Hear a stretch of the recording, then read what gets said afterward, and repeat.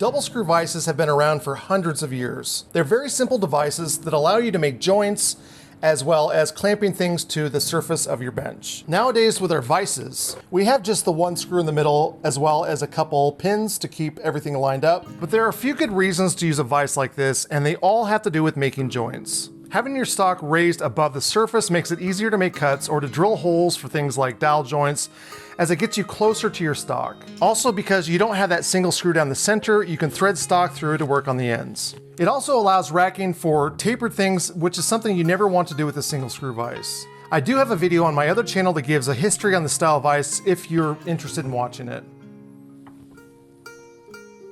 But let's go ahead and make this. These are all the pieces that you're going to need in this build, sort of. There's two different ways to attach this to the top of your bench. I've got two 4x4s here that are different lengths, and again, depending on the way that you want to attach yours to the bench, it's going to matter with those 4x4s. If you're planning on using holdfasts, your 4x4 is really going to be determined by the width between your holes. My dog holes on my bench are 24 inches apart, so I've got my 4x4 cut down to 22 inches. If you look at my 4x4 here, you can see that if I put my holdfast in, that will hold it down. And again, this will be a little bit closer to the surface like that. So that's a good size for me.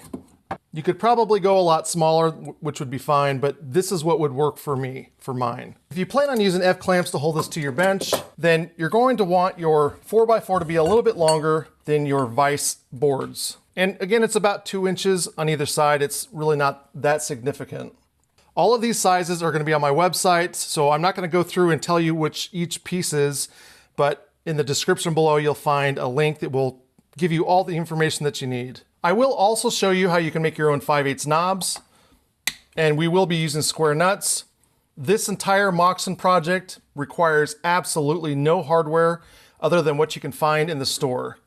So it's going to be a really easy project, and we're going to have fun with this. I will be making mine that will work with my holdfast, so I am not going to make the larger one of the two, and I'm going to focus on this one.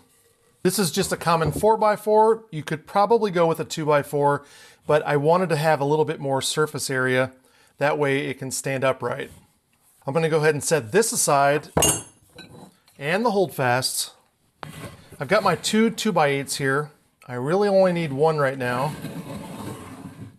I'll go ahead and set this down, and we're going to go ahead and map out the two holes. Each of these pieces is 30 inches. I want to have 24 inches between the two holes that will allow me to put large carcasses in here. So I'm going to come in 2 3/4 on each side. This is just a little marking gauge that I made. I'll have a link to it in the description. I'll go ahead and do my first side over here, and then I'll do the other side.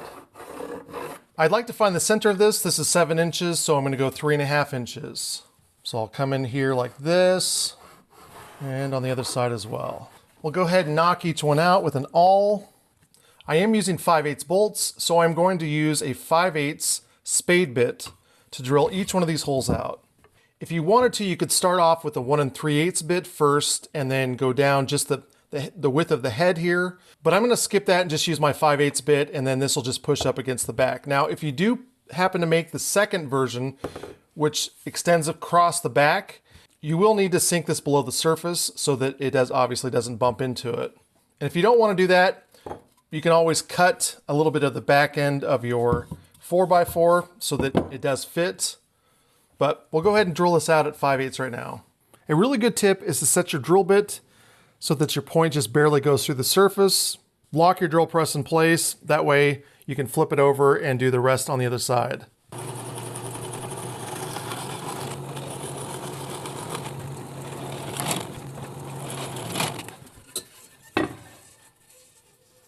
Now we'll go ahead and take our first one and overlap it with the second one.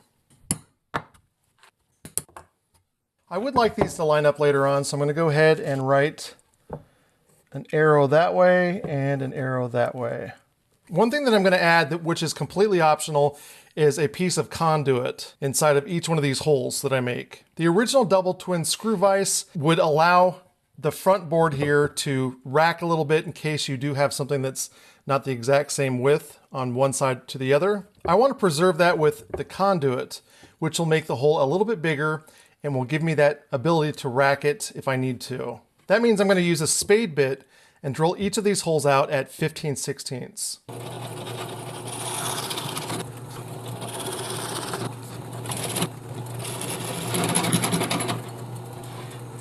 I do want to cut my conduit so that it's slightly smaller than the width of my board here. So about like that. It's about 1.25 inches.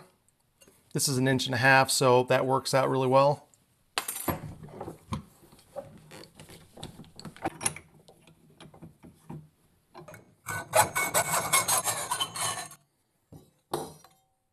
Because I will be using epoxy, I'm gonna go ahead and scratch this up a little bit. I need to snug each one of these in, and I don't want to use a hammer because I could hammer it in incorrectly, but because I've got this blank space and this stop right there where my nut won't go any farther, I took a scrap piece of wood and I made kind of a spacer. And now I can pull the carriage bolt in. There we go. I'll go ahead and loosen this one up. I want to take out each of these and add epoxy to the ends of my bolts before putting it back in.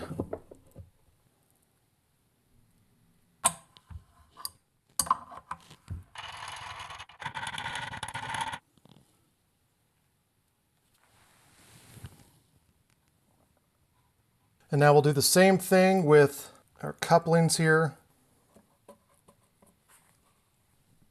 Now we'll come back when all this is cured. At this point, I'm going to go ahead and add some glue, and I will be adding 4 screws just to make sure this doesn't slide around.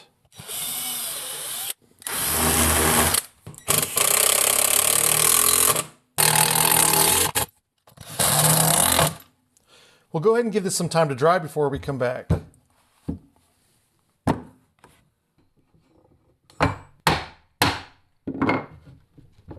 At this point, you really are done. The only thing left is to find some way to clamp our 2 boards together. If you have 2 nuts, you really have all you need to clamp this. But obviously using a wrench each time to lock each of the nuts down is not preferable. So I'm going to show you how you can make some really cheap generic handles that will work with this really well. While I will be making some really easy ones, I really encourage you to be creative and create your own. I have a video showing how I made this that'll be in the description. I really encourage you to make yours as nice as you can. You'll enjoy using them a lot better. Dimensions for these again are on the website, but they're basically 4 inch by 4 inch and 2 inch by 2 inch. I'll take a ruler and I want to find the center of both blocks. I'll set the smaller one aside and I want to come in on each one of these diagonals at 15/16 of an inch.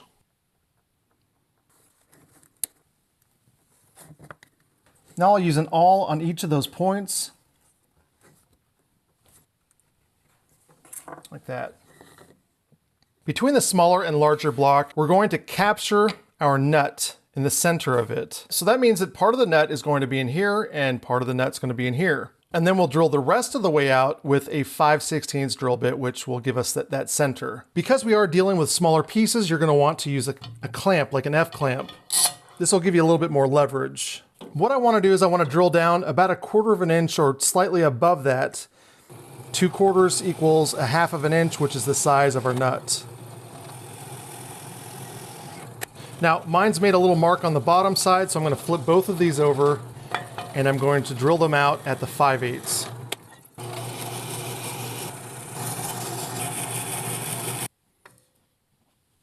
Now I'm going to come in here with my square nut and I want to put it on all 4 lines so that it kind of centers between them all. And that should be the center. Once I've done that, I'll hold the nut down and then I'm just going to draw a line all the way around with the pencil. And now we need to carve this out with a chisel.